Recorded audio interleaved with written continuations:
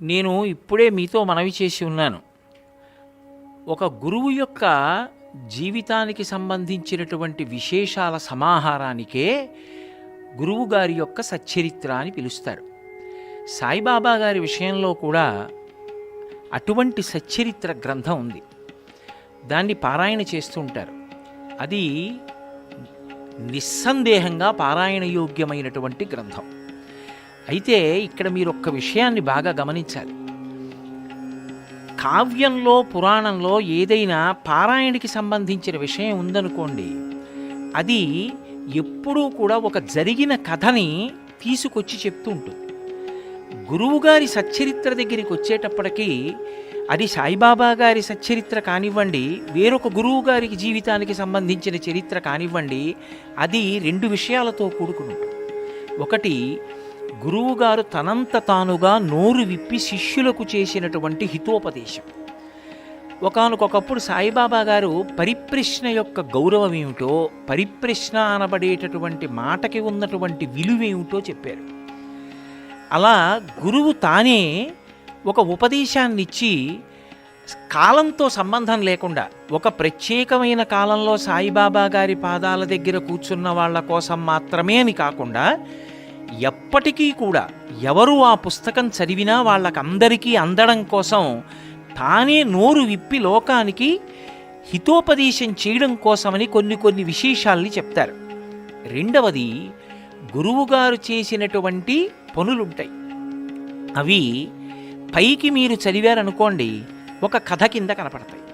ఎందుకంటే అది జరిగిపోయిన ఒక చిన్న ఇతివృత్తం కాదు. గురువుగారు కూడా ఏదో చేశారు, ఒక పని చేశారు, అది మామూలు పని కింద కనపడుతుంది. కానీ అందులో ఉన్న తత్వం అర్థమైందనుకోండి, చాలా గొప్ప అనుగ్రహాన్ని ఇచ్చేస్తుంది. అది ఒక్కసారి ఆ తత్వం కానీ జీవితంలో అర్థమైందనుకోండి, ఆ అర్థమైన ఒక్క విషయం ఎంత స్థాయికి తీసుకెళ్ళిపోతుంది అంటే ఒక్కొక్కసారి ఆ ఒక్క విషయమే ఇక పునర్జన్మ లేకుండా కూడా చేసేస్తుంది. నేను మీతో ఒక ఉదాహరణ చెప్పాలి అంటే, సాయిబాబా గారు ఒకానొకప్పుడు 2 మేకల్ని పట్టుకున్నారు. ఏదో మేకల గుంపు ముందు వెళ్ళిపోతుండగా ఆయన 2 మేకల్ని పట్టుకున్నారు. ఆయన ఎందుకు పట్టుకున్నారు ఆ 2 మేకల్ని ఎవరికి అర్థం కాలేదు. ఏదో 34 రూపాయలు ఎంతో ద్రవ్యాన్ని ఇచ్చి ఆ 2 మేకలు కొన్నారు. పక్కన ఉన్న వాళ్ళు అనుకున్నారు, 2 మేకలకి ఆ రోజుల్లో 9 రూపాయలు 10 రూపాయలు ఉంటాయేమో, ఇంత డబ్బు ఇచ్చేశారే గురువుగారు అమాయకులు అనుకున్నారు. కానీ సాయిబాబా గారికి తెలుసు, ఆయన ఎవరు తాను ఎక్కువ ద్రవ్యాన్ని వెచ్చించి మేకల్ని కొన్నానని అనుకుంటున్నారో వాళ్ళని పిలిచి ఒక మాట చెప్పారు. ఆయన అన్నారు, వీళ్ళిద్దరూ ఒకే తల్లిదండ్రుల యొక్క బిడ్డలు, వీళ్ళిద్దరు అన్నదమ్ములు ఒకప్పుడు, అప్పుడు నేను కూడా ఉన్నాను అన్నారు. ఏదిగా ఉన్నారు చెప్పలేదు. ఏదైనా పేరుతో ఒక వ్యక్తిగా ఉన్నారా చెప్పలేదు. అంటే అది ఎప్పుడూ ఉండేటటువంటి నిత్య పదార్థం పరబ్రహ్మం గురువు, అప్పుడూ ఉన్నారు. వీళ్ళిద్దరూ ఒక తల్లిదండ్రులకు పుట్టినటువంటి బిడ్డలుగా అన్నదమ్ములుగా ఉన్నారు. అన్నదమ్ములు పరమ ప్రేమతో జీవనం చెయ్యాలి. అన్నదమ్ముల్లా కలిసి ఉండండి అంటారు. అన్నదమ్ములంటేనే ప్రేమకి పరాకాష్ఠ.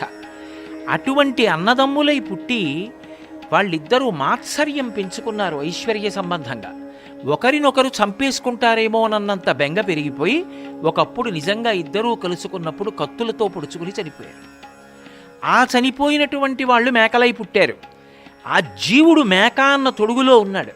ఆ జీవుడికి తెలియదు అప్పుడు ఆయన ఎలా ఉన్నారు. ఆయనే ఇప్పుడు సద్గురువుగా ఇప్పుడు ఉన్నారని వాటికి తెలియదు. తెలిసి ఉంటే వచ్చి కాళ్ళ మీద పడుతుంది. పడడానికి లోపల ఉన్న జీవుడికి తెలుసుకునే అవకాశం లేదు. ఎందుకంటే ఇక ఆ జన్మలో బుద్ధి ఉండదు. ఎందుకంటే అది తిరియక్కు, వెన్నుపాం అడ్డంగా ఉన్న ప్రాణి. కానీ సాయిబాబా గారికి తెలుసు. ఏది తెలుసు? లోపల ఉన్న ఇద్దరు జీవులు అన్నదమ్ములుగా ఉండి కొట్టుకుని ఒకరినొకరు పొడుచుకు చచ్చిపోయిన వాళ్లే 2 మేకలయ్యి వచ్చారు. వీళ్లను ఉద్ధరించాలనుకున్నారు. ఎందుకు? ఏ కారణానికి? అది చెప్పక్కర్లేదు.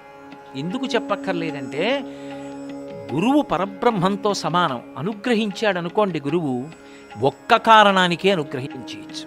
దేనికి అంటే ఆర్తితో ఒక్క మాట చెప్పినందుకు అనుగ్రహిస్తాడు. నేను మీతో ఒక ఉదాహరణ చెప్పాలంటే, కాళిదాస మహాకవి రఘువంశ కావ్యాన్ని రచించాడు. అందులో తనకి సంతానం లేదు అని బెంగ పెట్టుకుని దిలీపుడు గబగబా వశిష్ఠుడి దగ్గరికి ఎడతాడు, గురువుగారి దగ్గరికి. వెనకాతల భార్య వస్తూ ఉంటుంది. వశిష్ఠుడి దగ్గరికి వెళ్ళి తండ్రి అని పిలుస్తాడు. ఎందుకంటే గురువు తండ్రితో సమానం, బిడ్డలతో సమానం శిష్యులు. తండ్రి అని పిలుస్తాడు. నా కోడలేది అని అడుగుతాడు వశిష్ఠుడు. ఎందుకంటే కొడుకులా చూస్తాడు కాబట్టి శిష్యుణ్ణి నా కోడలేది అని అడుగుతాడు. అడిగితే ఒక అద్భుతమైన మాట అంటాడు దిలీపుడు. ఆయన అంటాడు, మేం దారిలో వస్తుండగా చెట్లు కనపడ్డాయి, వాటికి పళ్ళు ఉన్నాయి, తీగలు కనపడ్డాయి, వాటికి పువ్వులు ఉన్నాయి. నీ కోడలికి నాకు పిల్లలు లేరు. పిల్లలు లేరని ఎందుకు బాధపడుతున్నానో తెలుసా తండ్రి? నేను నా ముందు వెళ్ళిపోయినటువంటి నా వంశంలో ఉన్న వాళ్ళకి తద్దినం పెడుతున్నాను, నాకు పెట్టేవాడు ఉండడా అని బెంగ పెట్టుకున్నాను.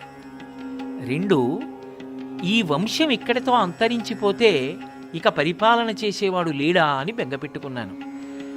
ఒక తీగకి పువ్వు పుయ్యకపోతేనే ఆశ్రమంలో నీళ్లు పోసి పెంచితే ఇది పువ్వులు పుయ్యలేదే అని అడుగుతారే, ఒక చెట్టు ఫలించకపోతే ఇన్ని నీళ్లు పోసి పెంచాం కాయలేదే అని అడుగుతారే, నీ కోడల కడుపున బిడ్డలు పుట్టలేదు తండ్రి, బెంగ పెట్టుకోవా అన్నాడు. ఆ ఒక్క మాట అన్నందుకు దివ్య దృష్టితో చూశాడు ఎందుకు పుట్టలేదని.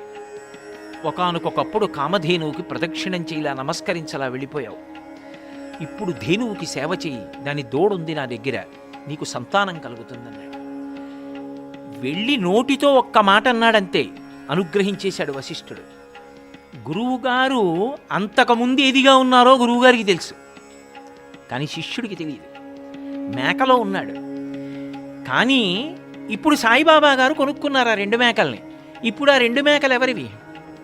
సాయిబాబా గారివి. ఇప్పుడు వాళ్ళకి తెలియాలా? లోపల ఉన్న వాళ్ళకి తెలియక్కర్లేదు. వాటి యజమాని సాయిబాబా గారు. వాటి యజమాని సాయిబాబా గారు అయిపోయిన తర్వాత ఆయన మళ్ళీ డబ్బు పెట్టి వాటికి శనగలు అవి పెట్టారు. పెట్టి ఆ 2 మేకల్ని మళ్ళీ తీసుకెళ్ళి ఎవరి దగ్గర కొన్నారో అతనికి ఇచ్చేశారు. తిరిగి డబ్బు పుచ్చుకోలేదు.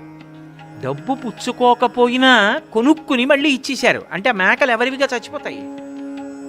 సాయిబాబా గారి మేకలుగా చచ్చిపోయాయి. సాయిబాబా గారి మేకలుగా బతికి సాయిబాబా గారి మేకలుగా చచ్చిపోతే అందులో ఉన్న జీవుల యొక్క ఉన్నతిని చూడవలసిన అవసరం ఎవరి మీదకు ఉంటుంది? సాయిబాబా గారి మీదకు ఉంటుంది. అంటే ఇప్పుడు ఆయన ఆ కర్తవ్యాన్ని తన భుజాల మీద పెట్టుకున్నారు. ఇప్పుడు ఎవరు సాయిబాబా? అప్పటికి గురువు, కానీ అప్పుడు ఉన్నాను అంటే పరబ్రహ్మము. పరబ్రహ్మము కళావతారమై గురువుగా వచ్చింది. ఇప్పుడు సచ్చరిత్ర మీరు పారాయణ చేశారనుకోండి, కథగా చదవడం ఎప్పుడూ దోషం కాదు. నేను అది అలా చదవడం తప్పని నేను నిర్ధారించను, అది మహాదోషం, నేను ఆ మాట అంటలేదు. కానీ మీరు కథగానే చదువుకుంటూ వెడితే తత్వం అర్థం అవ్వాలి కదా. మరి గురువుగారి నుండి మీకు రావలసింది ఏమిటి? తత్వం తెలియాలి. మీరు అది పారాయణ చేసేటప్పుడు హే భగవన్, ఇందులో ఉన్న తత్వం ఏమిటో మాకు అవగాహన అయ్యేట్టు చెయ్యండి అని సాయిబాబా గారికి నమస్కారం చేసి చదివారనుకోండి, అంటే సనాతన ధర్మమునకు ప్రాణం పునర్జన్మ సిద్ధాంతం. బాగా గుర్తుపెట్టుకోండి, పునర్జన్మ సిద్ధాంతాన్ని అంగీకరిస్తే సనాతన ధర్మంలో ఉన్నానని గుర్తు. మనం శ్రీ విద్యా సంప్రదాయంలో ఒక మాట చెప్తారు, అమ్మవారికి ఒక మేకపోతుని బలివ్వండి, ఒక నల్లపిల్లిని బలివ్వండి, ఒక దున్నపోతుని బలివ్వండి అంటారు. అంటే దాని అర్థం నిజంగా ఓ దున్నపోతుని, ఓ నల్లపిల్లిని, ఒక మేకపోతుని పట్టుకెళ్ళి చంపేయమనే కాదు. ఇవి మూడు దుర్గుణములకు సంకేతములు. నల్లపిల్లి దేనికి సంకేతం అంటే దొంగతనానికి సంకేతం. అందుకే పిల్లి దొంగతనం చేసినట్టు ఎవ్వరూ చేయరు. పిల్లొచ్చి పాలు తాగేసింది అనుకోండి, ఎవరికీ తెలియదు, అంత నిశ్శబ్దంగా వస్తుంది. దాని పాదాల్లోనే మాంసపు ముద్దలు ఉంటాయి, చప్పుడు అవ్వదు, అంత నిశ్శబ్దంగా వస్తుంది. పిల్లిలా జొరబడ్డాడరా అంటారు. పిల్లి దొంగతనానికి సంకేతం. పిల్లిని బలి, అందులో నల్ల పిల్లి అంటే అసలు కనపడదు చీకట్లో, అది చీకట్లో తిరుగుతుంది. దొంగ బుద్ధిని విడిచిపెట్టే పరమేశ్వరుడు నీ యజమాని అని అంగీకరించి దొరలా బతుకు. మేకపోతుని బలి, మేక మూర్ఖత్వానికి ప్రతీక. 2 మేకల్ని ఎవరో వచ్చి 2 వ్యక్తులు అటు ఇటు పట్టుకుంటారు. పట్టుకుని దగ్గరికి తీసుకొచ్చి ఒకదాని తల ఒకదానికి తగిలిస్తారు, దూరంగా తీసుకెళ్ళిపోతారు. నేను ఒకసారి రైల్లో వెళ్ళిపోతుంటే ఒక ఊరు యొక్క చివరి భాగంలో, ఇంకా లోపలికి వెళ్ళాలి ఊళ్ళోకి, చాలా పెద్ద ఊరు, సిగ్నల్ లేక ఆగింది రైలు.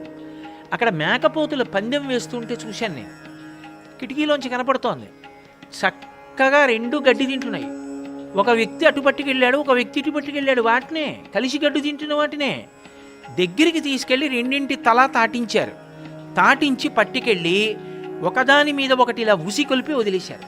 అంతే, తలలు పగిలిపోయేట్టు కొట్టేసుకున్నాయి. మూర్ఖత్వానికి ప్రతీక మేక. మూర్ఖత్వం అంటే తా పట్టిన కుందేలుకు మూడే కాళ్ళు. మేకని బలియ్యి అన్న మాటకు అర్థం ఏమిటంటే మూర్ఖత్వాన్ని బలి. ఒక దున్నపోతుని బలియ్యి అన్న మాటకు అర్థం ఏమిటంటే దున్నపోతు పిరికితనానికి గుర్తు. పిరికితనమే పునర్జన్మకి హేతువు. ఈ శరీరము నేను కాదు, నేను ఆత్మ. ఇది పడిపోతుంది. ఏమవుతుంది ఇది పడిపోతే? ఏమవదు, నేను ఎప్పుడూ ఉంటాను. ఆ ధైర్యం ఉన్నవాడు ఇక పుట్టడు. వాడే వేదాంతమనందు అద్వైతానుభూతిలో నిలబడతాడు. సత్యాన్వేషణం చేసి పిరికితనాన్ని విడిచిపెట్టేసేయి. అది దున్నపోతుని బలియ్యి అంటే దాని అర్థం నిజంగా దున్నపోతుని చంపేయి, నిజంగా పిల్లిని చంపేయి, నిజంగా మేకను చంపేయి కాదు. మూర్ఖత్వాన్ని బలిపీఠం మీద విడిచిపెట్టు, అమ్మవారి దగ్గర వదిలేయి. ఆవిడ పాదాలు పట్టుకో, ఆవిడ అనుగ్రహిస్తుంది. దొంగతనాన్ని విడిచిపెట్టు, దొంగ బుద్ధిని. మూర్ఖత్వాన్ని విడిచిపెట్టు, అమ్మవారు అనుగ్రహిస్తుంది. ఇది చెప్పడం ఈ మూడిటిని బలి అన్న మాటకి సంకేతం, అంతేకాని వాటిని చంపమని కాదు. మళ్ళీ మళ్ళీ చెప్తున్నాను.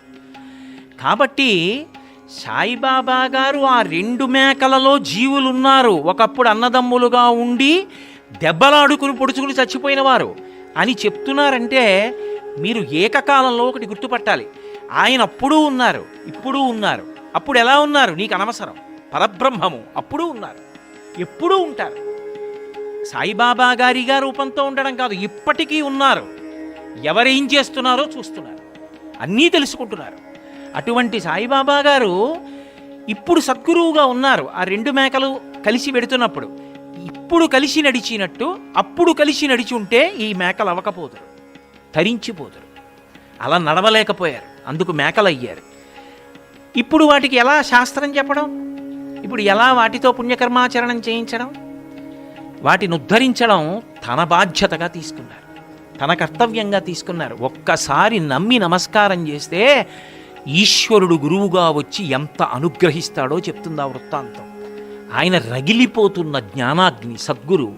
అందుకే చేతికొచ్చిన డబ్బు 39 ఇచ్చి మేకల్ని కొనుక్కున్నారు. కానీ ఇప్పుడు ప్రయోజనం ఎవరికి? లోపల ఉన్న జీవులు మేకల రూపాలలో సాయిబాబా గారి అయ్యాయి. సాయిబాబా గారి మేకలుగా బతికి సాయిబాబా గారి మేకలుగా చచ్చిపోయాయి. కాబట్టి ఆ సొత్తు ఆయన సొత్తు కాబట్టి ఆయనకే చేరిపోతాడు ఆ జీవుడు.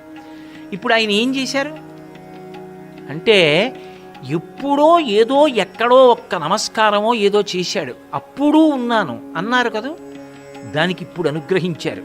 నువ్వు నమ్మి సాయిబాబా గారిని పాదాలు పట్టుకుని నమస్కారం చేయి, నీకు సద్గురువై నీ బుద్ధిలో వచ్చిన దోషాలు దిద్ది సచ్చరిత్ర ఎలా అర్థం చేసుకోవాలో నీకు నేర్పి దానిలో ఉన్న తత్వం అర్థమయ్యేటట్టు చేస్తారు. ఇప్పుడు నువ్వు ఒక్కమారు సచ్చరిత్ర చదివినా చాలు, జన్మ పండిపోతుంది. ఇప్పుడు చెప్పండి నాకు, సద్గురువు యొక్క గౌరవం ఏమిటో అర్థమైతే ఒక్క మాట ఆ ఒక్క కథే చదివాడు, ఇంకేం చదవలేదు ఆయన సచ్చరిత్రలో, అదొక్కటే చదివాడు. చాలదా ఆయన పండడానికి? అందుకే శాస్త్రం అంటుంది ఏకశబ్ద సమ్యజ్ఞాత సృష్టప్రయుక్త స్వర్గే లోకే కామదుగ్భవతి అంది. నువ్వు అంతా చదివావా అని ఉండవు, ఒక్క మాట నువ్వు దాని మీద పరమ భక్తితో చదివి పరిపూర్ణంగా నమ్మినవాడవై దాని గురించి చెప్పుకుని చదువుకుని అనుష్ఠాన పర్యంతంలోకి తెచ్చుకుంటే అదొక్కటి చాలు తరింపచేయడానికి. అందుకే నిస్సందేహంగా సాయి సచ్చరిత్ర పారాయణ గ్రంథమే. ఏ గురువు యొక్క చరిత్ర అయినా సరే జీవిత ఉద్ధారకములు, అవి చదువుకోవాలి. అన్నిటికన్నా ప్రధానం అందులో ఉన్న తత్వాన్ని తెలుసుకోవడానికి విశేషమైన ప్రయత్నం చెయ్యాలి. ఎప్పుడైనా ఎక్కడైనా ఎవరైనా అందులో ఉన్న తత్వం చెప్పేవాడు కనపడితే వాడి కాళ్ళ మీద పడి నమస్కారం చేసి వినాలి. ఎందుచేత అంటే పైన కథగా కాదు, లోపల తత్వాన్ని దర్శించి చెప్పగలిగిన వాడు కనపడితే వాడే సాయిబాబా రూపంలో వచ్చి చెప్తున్నాడని గుర్తుపెట్టుకోవడం అవసరం.